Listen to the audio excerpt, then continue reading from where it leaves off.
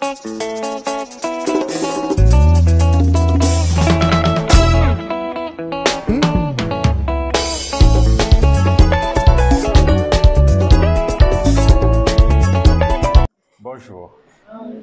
Je crois que le dimanche passé, en rapport avec notre thème, nous avons chanté « Jésus est le même, il ne change pas ». Et puis, qu'est-ce que ça dit?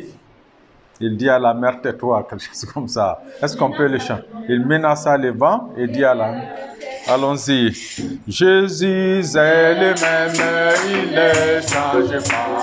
Jésus est le même, il ne change pas.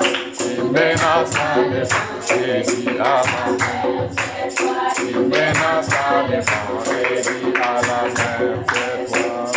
Jésus est le même, il ne change pas. Jésus est le même, il ne change pas. Il menaça le vent et dit à la mer.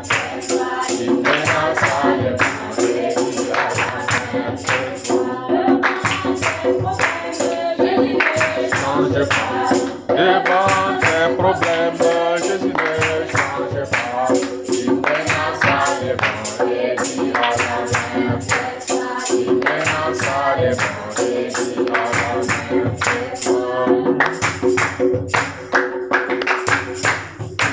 Merci beaucoup. Merci. Quel est donc celui-ci à qui obéissent même les vents et la mer? À qui obéissent même le vent et la mer? Et je crois que nous avons examiné la perplexité des disciples face au pouvoir de Jésus quant aux événements de la nature. Le dimanche passé, nous avons essayé de répondre à la question qui est posée au verset 41 de notre texte.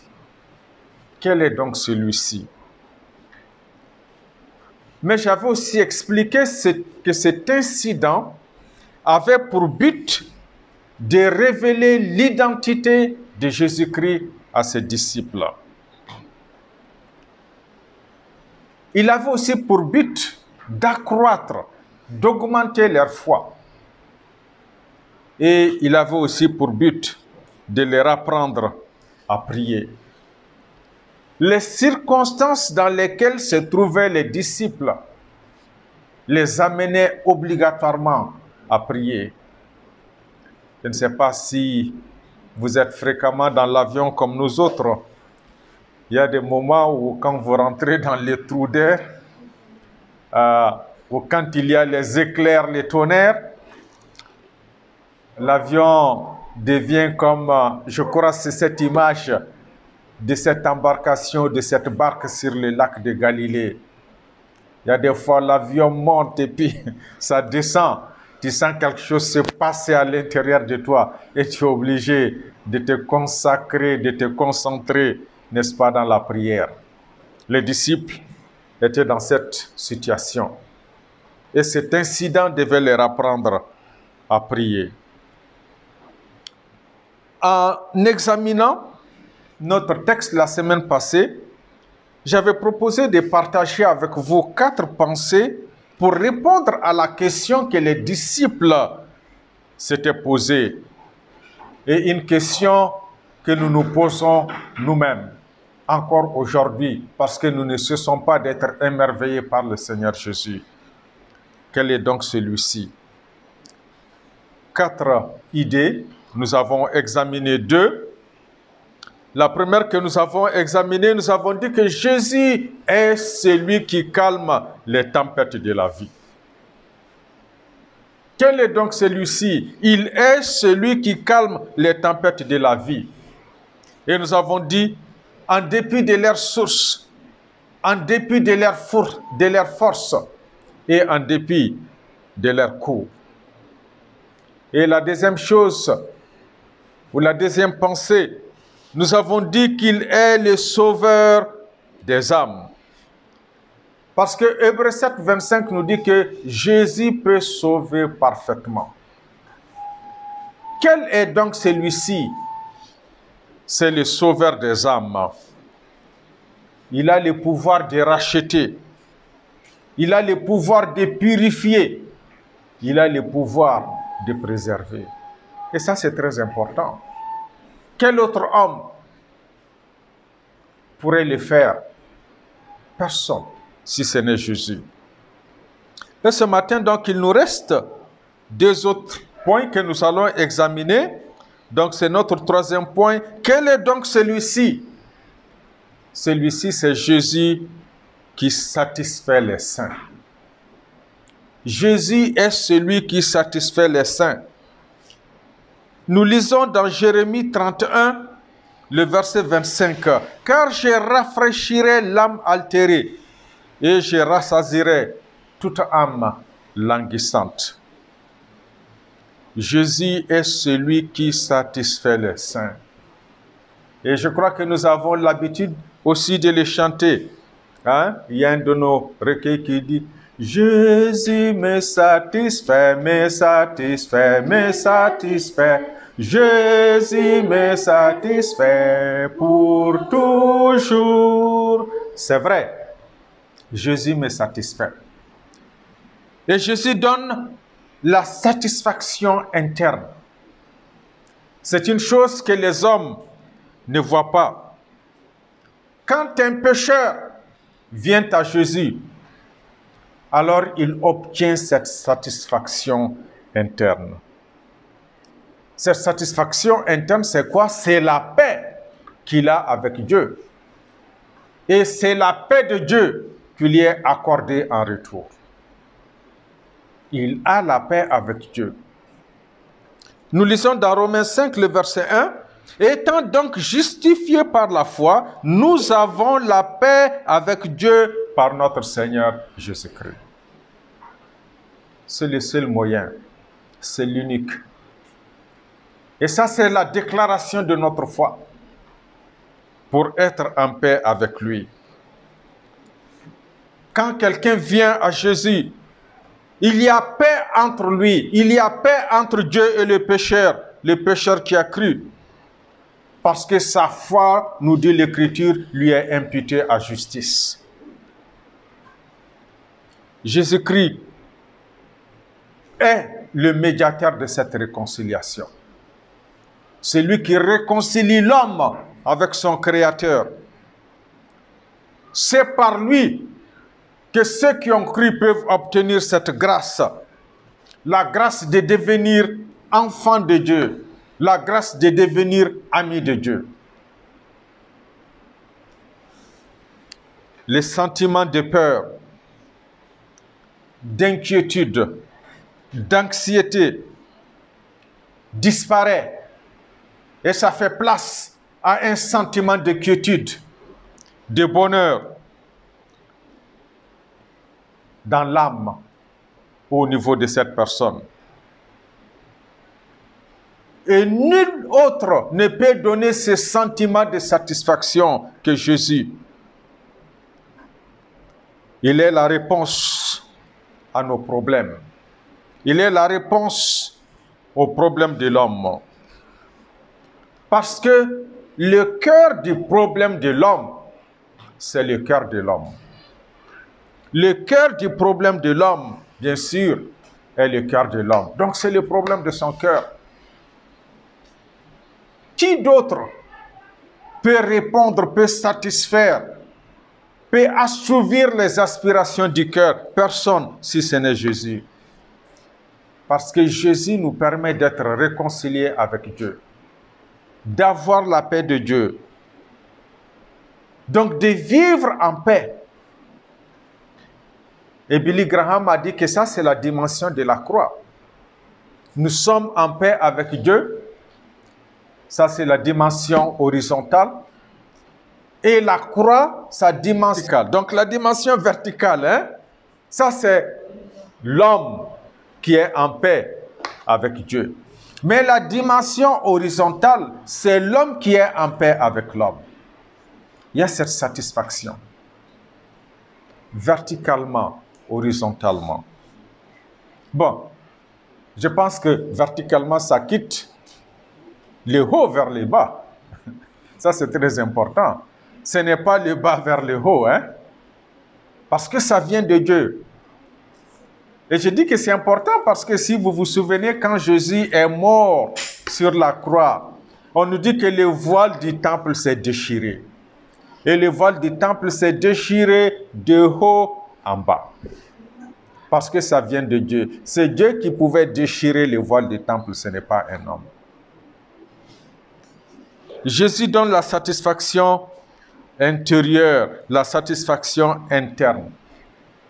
Mais Jésus donne aussi la satisfaction externe. Il donne la satisfaction externe.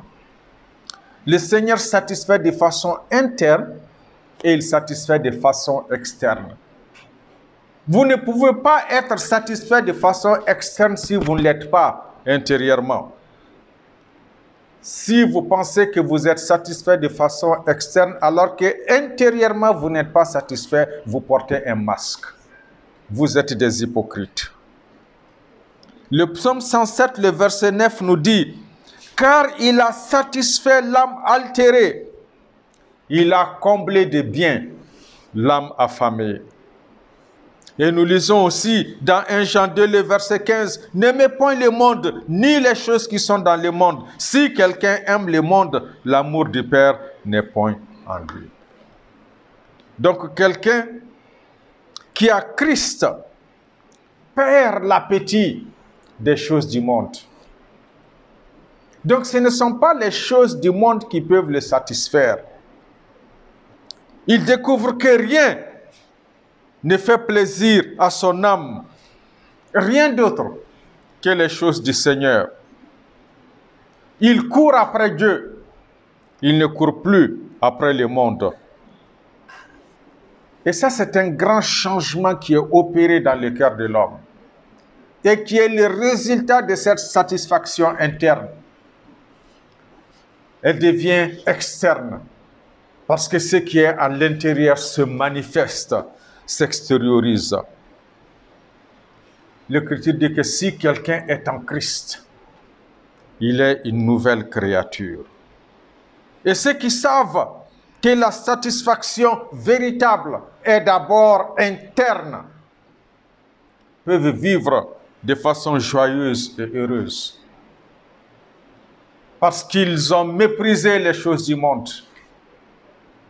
Et ils ont dévoué, consacré leur vie au Seigneur Jésus. Mais la satisfaction n'est pas seulement interne et externe. Troisièmement, la satisfaction que donne Jésus est une satisfaction éternelle. C'est une satisfaction éternelle. Un jour, il en sera fini de cette vie, fini cette vie. Et les saints de Dieu vont passer de la terre au ciel, où ils seront dans la présence de leur Seigneur et de leur Maître. Et un jour, nous serons dans la présence de Dieu. Et quand ce jour viendra, nous connaîtrons parfaitement ce que veut dire la satisfaction. Parce que nous serons dans sa présence. Notez ce que David a dit concernant ce jour. Dans le psaume 17, le verset 15. « Pour moi, dans mon innocence, je verrai ta face. Dès le réveil, je me rassasierai de ton image. » Le jour viendra où nous verrons la face de Dieu, où nous serons satisfaits éternellement. Dans le psaume 16, le verset 11, il est dit « Tu me feras connaître les sentiers de la vie. Il y a d'abondantes joies devant ta face, des délices éternelles à ta droite. » Une satisfaction éternelle. Et nous allons connaître cette satisfaction.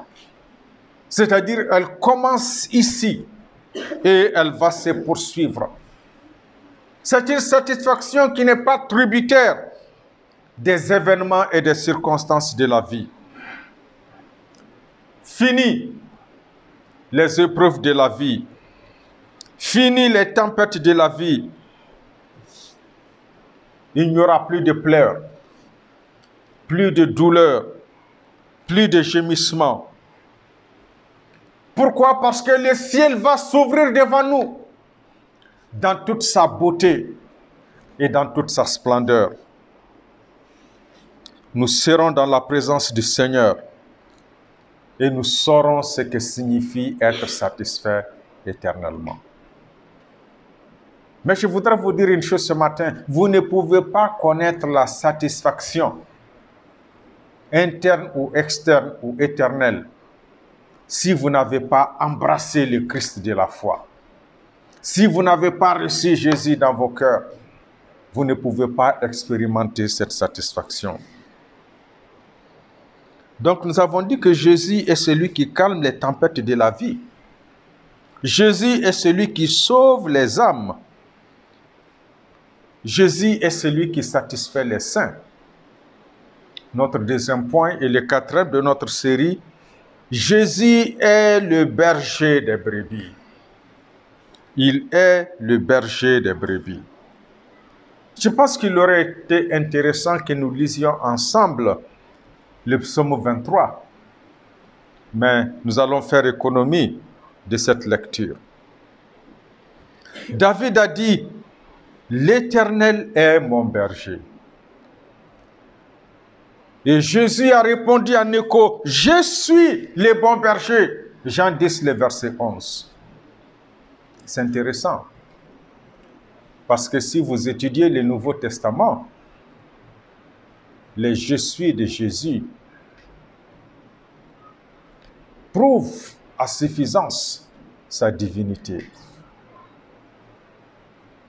L'Éternel de l'Ancien Testament, c'est le Seigneur du Nouveau Testament.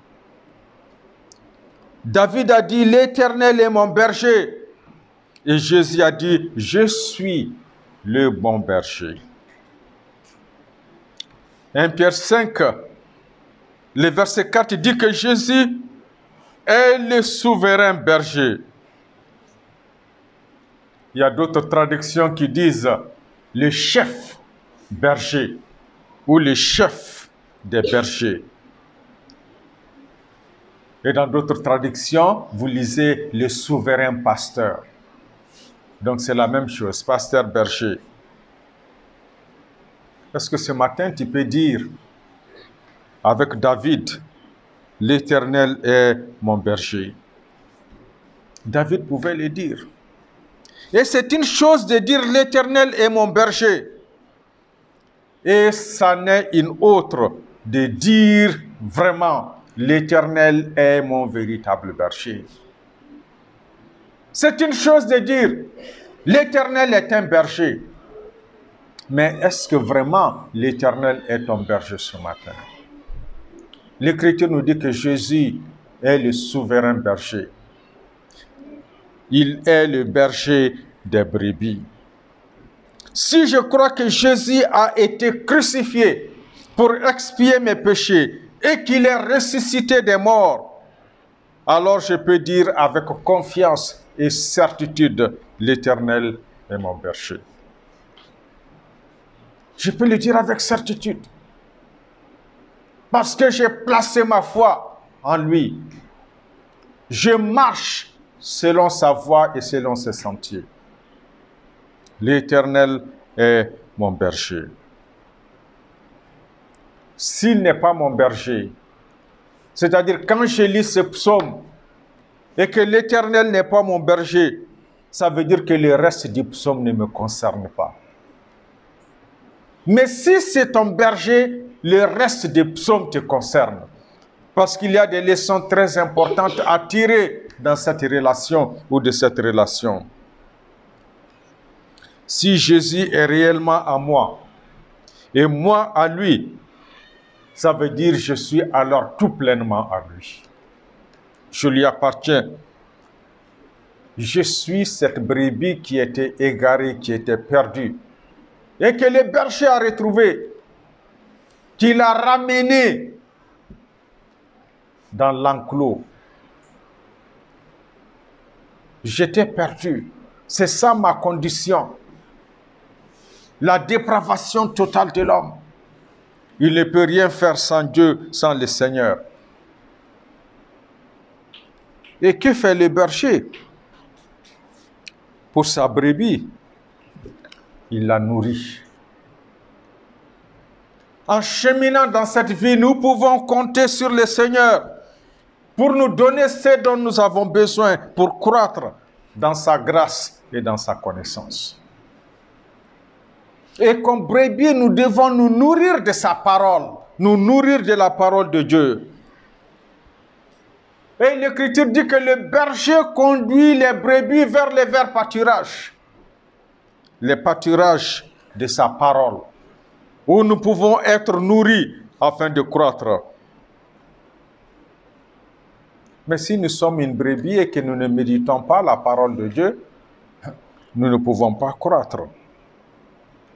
Nos âmes peuvent être nourries, et nos âmes doivent être nourries de cette parole de vérité, de ces trésors que nous avons entre nos mains.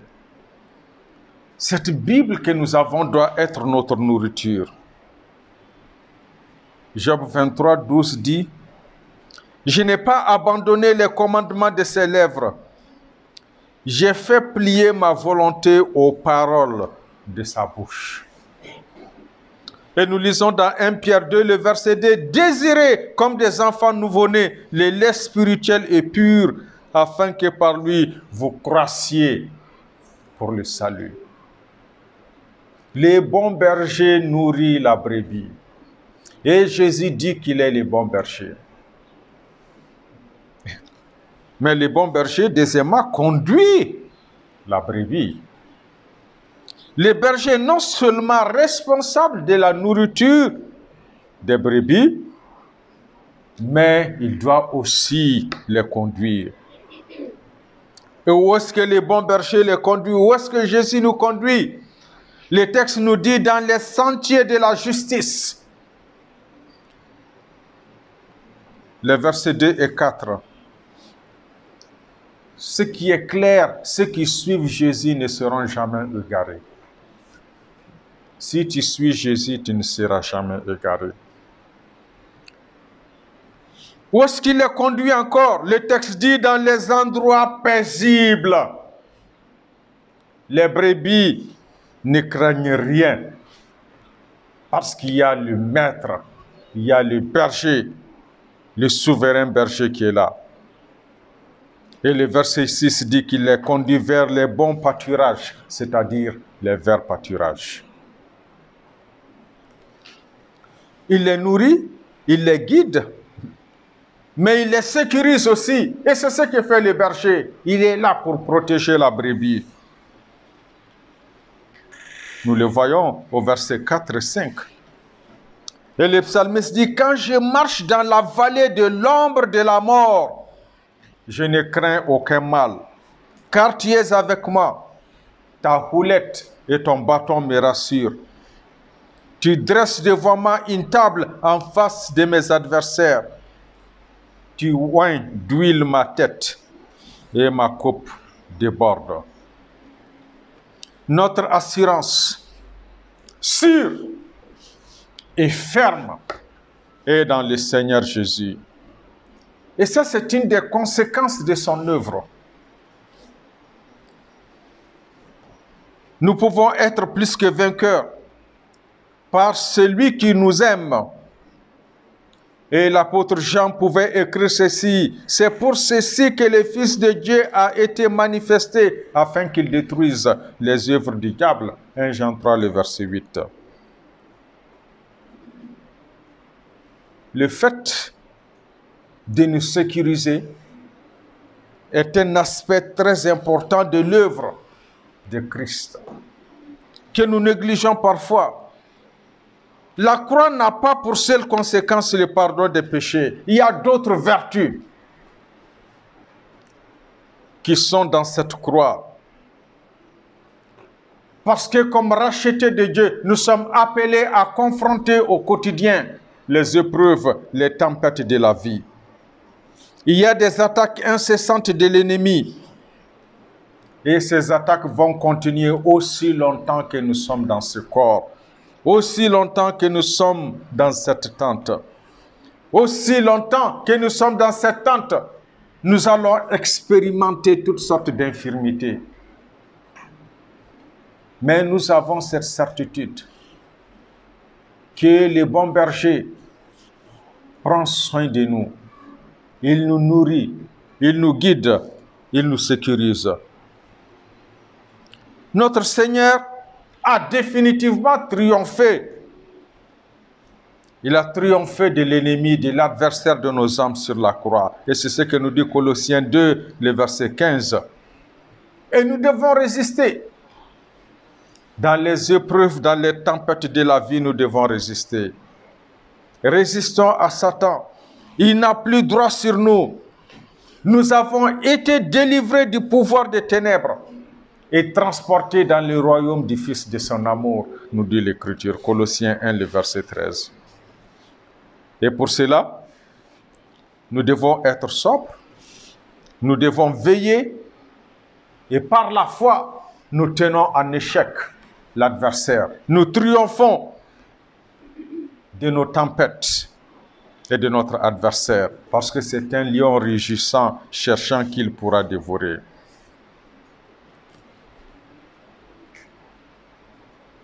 Quel est donc celui-ci? Qui est ce Jésus? Et je dis, c'est celui qui va continuer à nous émerveiller pour toujours. C'est celui qui agit dans nos vies au quotidien. C'est celui qui donne la lumière et la direction. Et nous pouvons nous appuyer sur lui ce matin. Nous pouvons lui faire confiance. Quelle que soit la tempête dans laquelle tu te trouves. Ça peut être une tempête financière, ça peut être une tempête sociale, une tempête sanitaire, une tempête sécuritaire. Une chose est sûre, et le Seigneur l'a promis, il est à tes côtés dans cette tempête. Comme il était avec les disciples dans la barque. Laissez-moi conclure ce matin. Quel est donc celui-ci? Il n'y a pas assez d'adjectifs ou de mots dans notre langage limité pour décrire adéquatement et pour présenter la personne du Seigneur Jésus.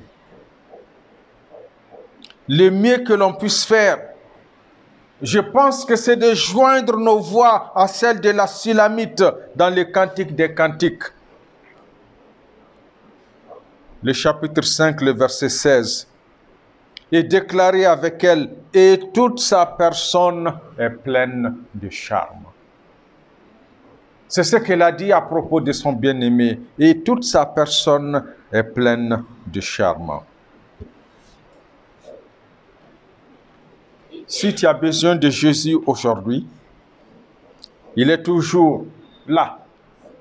Il est celui qui calme les tempêtes de la vie. Il est celui qui peut sauver ton âme. Il est celui qui satisfait les saints. Il est le berger des brebis. Tu peux avoir cette assurance, cette certitude aujourd'hui qu'au fond de la tempête, quand tu es dans les trous, quand tu es dans les ténèbres, Jésus est là. Et sa parole doucereuse te dit, mon enfant, je suis avec toi. Est-ce que vous êtes dans la tempête ce matin? Si vous êtes dans la tempête, vous pouvez encore, comme les disciples, crier au Seigneur, sauve-nous. Réveille-toi. Voici que nous périssons. Et le texte nous dit que Jésus, pendant que tout cela se passait, dormait sur un coussin au fond de la barque. Parce que pour lui, tout ça, ce n'est rien. Et il a calmé immédiatement la mer. Donc, il est celui qui peut calmer vos tempêtes. Ce n'est pas un prophète, ce n'est pas un pasteur, ce n'est pas un gourou. Mais allez directement au Maître. Allez à lui. parce qu'il peut calmer les tempêtes de votre vie. Que le nom du Seigneur soit béni et qu'il nous aide à nous attacher davantage à lui. À Dieu soit la gloire. Nous allons prier. Notre Dieu et notre Père, nous voulons bénir ton nom, nous voulons le magnifier, parce que tu as été avec nous pendant toute cette semaine. Tu nous as permis de nous retrouver encore ce matin. Nous comparaissons devant ta face. Tels que nous sommes venus à toi, avec nos manquements, avec nos fautes, sous le poids des difficultés de la vie. Mais nous nous réjouissons ce matin de ce que tu nous prêtes une oreille attentive. Tu sais tout ce qui nous concerne. Tu vas agir, tu vas nous bénir, tu vas nous décharger et tu vas nous libérer. Nous sommes tes enfants. Nous dépendons de toi. Nous voulons faire ce qui t'est agréable. Nous te confions cette semaine qui est devant nous. Nous demandons ta bénédiction sur chacun d'entre nous. Nous demandons ta bénédiction sur ton peuple, sur ton Église dans ce pays, sur tes enfants, où qu'ils se trouvent. Seigneur, bénis-les et soutiens-les. Conduis nos pas et permets-nous de t'honorer et de te glorifier en toutes choses. Nous t'avons demandé toutes ces grâces dans le nom de Jésus-Christ, ton Fils bien-aimé, notre Sauveur et notre Seigneur. Amen.